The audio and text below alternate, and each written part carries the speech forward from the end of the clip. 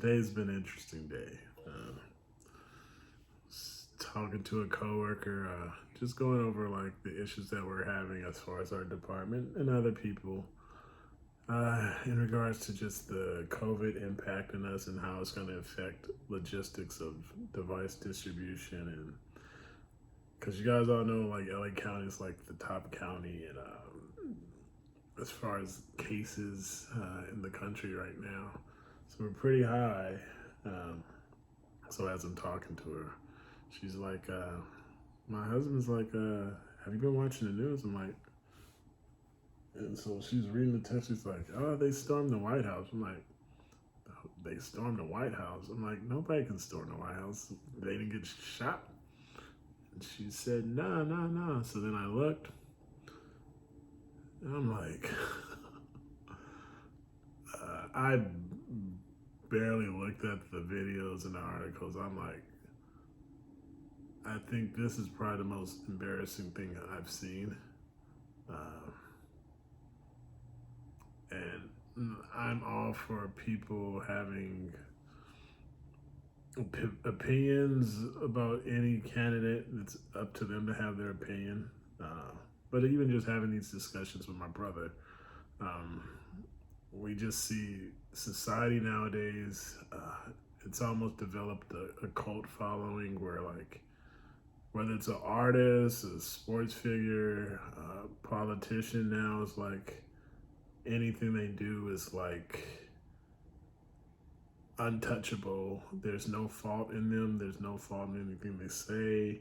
All their actions are right. And I constantly would hear, like, always with Trump, is like everybody's playing checkers and he's playing 4D chess. And then, like, they defend and vouch for a lot of this stuff he does. And not only him, like, you have the Beehive, you have, I don't know what, like I say, other artists. It's just, people just have rabid fans. But, like, this ultimately was just embarrassing. Like, I don't understand what the objective was. And I just related to, like, well, my kids are very competitive. And so when one loses, especially my son, when he loses anything, since he has the looks of his mom, he looks dead on when he's disappointed, upset. Because he has like striking eyes just like his mom, and like it's very noticeable when he puts on this pouty face. And I tell him that's not acceptable. Especially like you tell them to do something, they get an attitude or something.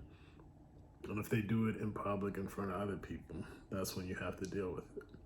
And I think this is just on a big scale. This is just somebody being a poor sport, a poor loser. Uh, and maybe you had some instances of like voter fraud, corruption, or whatever. But at the end of the day, until you find tangible uh, facts, a leader basically acknowledges one's faults. A leader um, has a sense of, like, I don't know, there's certain qualities I think a leader has, and at this point in time, I am trying to find many adequate or any adequate, like, positive adjective to describe the qualities he has. And I think as far as Christians or conservatives or those who just, they hold on to this fact, like any kind of politician has their best mind at hand. I won't even say Christian. I'm just in people in general. Because honestly, I worked for politicians my whole life, and I'll just say I don't trust any politician. From personal experiences, have one of my former bosses who's honestly dead on like Trump, and I saw just being under his leadership how it impacted not only myself but just everyone there. And it was just, I don't know, it's a lot of frustration, a lot of anger, a lot of tension, just and so that's why I never just chime in with stuff, certain things as far as Trump, because I've already dealt with that stuff. I've dealt with my issues regarding leaders like that, but I also just reflect on how I look at other people, how they respond to them. And so you may overly consume yourself with every aspect of what a person does. And then you see it come out, and certain attributes of yourself come out that weren't probably there prior to certain experiences, but over time, bitterness, that angerness, it'll consume you. So I've learned to have peace with certain individuals and recognize that the issues that they've had, certain things are just a lack of their own confidence. They need to surround themselves with yes men. They need to surround them with people who are going to agree with everything they do. And I'm not even speaking about Trump. I'm just saying, like, honestly, I just feel like a lot of leaders are in that position where they consume themselves with yes men, and then they're basically like the emperor with no clothes on. So I've had to face these issues years ago, and I moved on. And so when I see Trump, I'm like, he is what he is.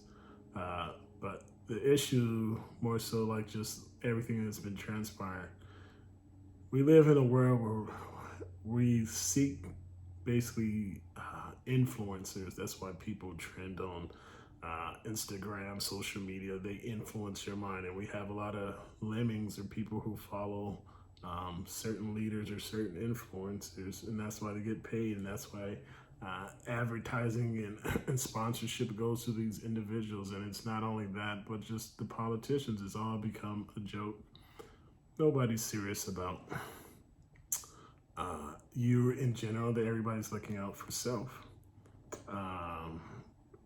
And I just feel like society is so anxious, and they put these people, men, flawed men, women, on pedestals, who are not going to save them, who are not going to change their lives for the better for the most part.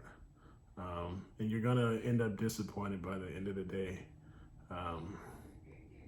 And I just feel like we need to put our hope and our trust in me as a believer. I just feel like, yeah, ultimately it's in Christ, but we need actual leaders too to stand up and to stand on their morals, their integrity, and things of that nature. And you don't see a lot of that right now because everybody's complicit when money's a factor, when power, influence is a factor. You see people change. Absolute power corrupts absolutely. But I just say overall, like, Trump is Trump, but the people who were involved, these were they're talking about politicians changing their lives and how bad politicians will be. But these very same people were the ones calling, I don't know what they were, calling those who were protesting the George Floyd situation as thugs, uncivilized, and things of that nature. And yeah, I'm not for rioting. I'm not for protesting. Well, to me, I just am a myth. But rioting, I see it does more damage than anything. But at least it was tied to something where, like, legitimate emotions because of an event. And it was like, it wasn't like something planned out in advance. It was like instantaneous. This, on the other hand, was a planned event. So you had to go there with an intention to do something. And over what? Because this leader you were idolizing and put on a pedestal influenced you and put in your mind that he still needs him to be in position for what? And so you guys, whoever was involved, ultimately looks like fools. And I think most of them will probably be put in jail or some sort once they get put on. Since they snap their photos and everything, they're gonna be caught. And then it also validates the other side's point, just as like we didn't see that same treatment during the other protests. That's why when I first heard about it, I'm like, I assumed like you're going to the White House, you're trying to bomb rush it, you should be getting shot. And there was none of that. It was people just chilling and being politely escorted out while you seen images, and rightfully so. You have images of people who were abused, bruised, who were just simply standing there. And so their points are justified. So it's like that very thing you were trying to demonize, you actually became. And that says a lot to a lot of people, a lot of individuals who do not do self-assessment of like their own flaws, that plank in their own eyes. They always judge the speck in another, but they don't look at the plank in their own eyes. And this is just indicative of that. And at the end of the day, this is a sad way to go out. Honestly, it is embarrassing because this is something I really do see. Like when they say, look at history, I don't know if it'll have books. It may have some like virtual Kindles, like, I don't know, you just have an image and start pushing. So, but you'll just see the video playback of just idiots bombarding the White House because of what?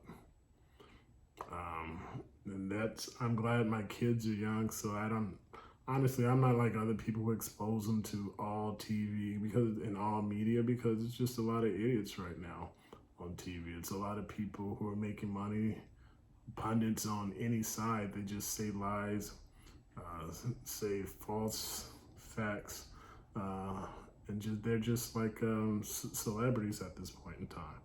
So I try not to expose my kids at this point to that, and I try to train them on basically morals, integrity, and things, that try to be a good father, good leader, and same with my wife, because we see things in them, we try to call it out, and we know how we were when we were little and the issues that we had to come across. So, but yeah,